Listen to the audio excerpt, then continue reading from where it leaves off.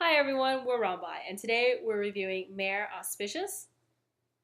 She is the dragon rider from the Onsen batch, and She's actually rated really well. She has an A plus ranking on Famitsu and a 7.5 out of 10 on GameWith. I feel like she's the first dragon rider that doesn't actually have a dragon.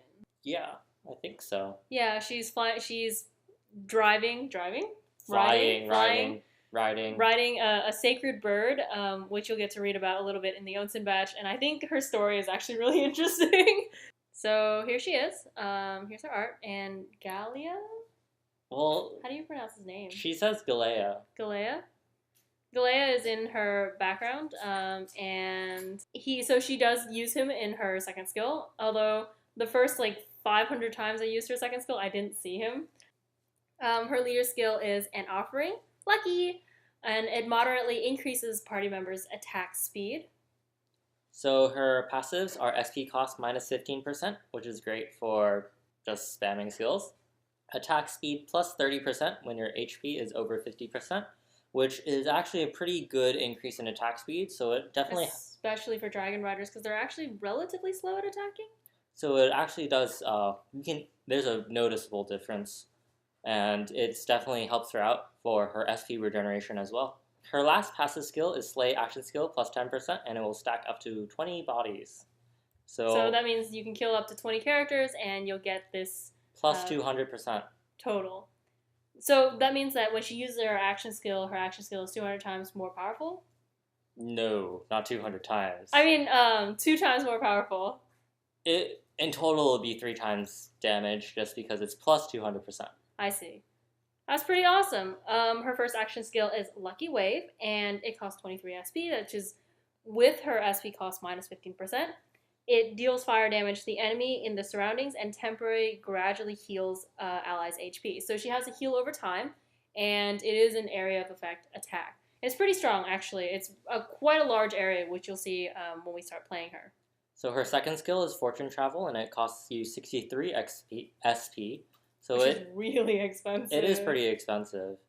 And it will deal damage, and then she will summon Gaellea, and it will increase the user's attack.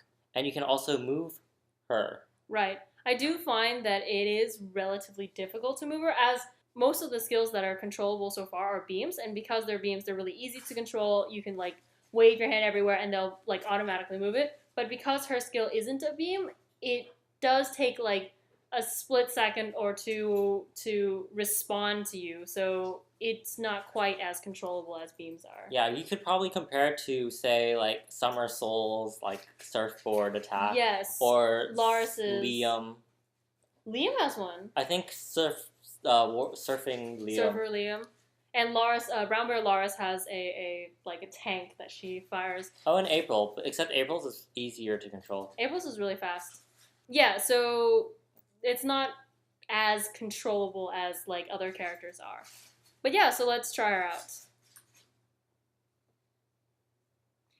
So here we are in the quest, and we'll go ahead and use her first skill.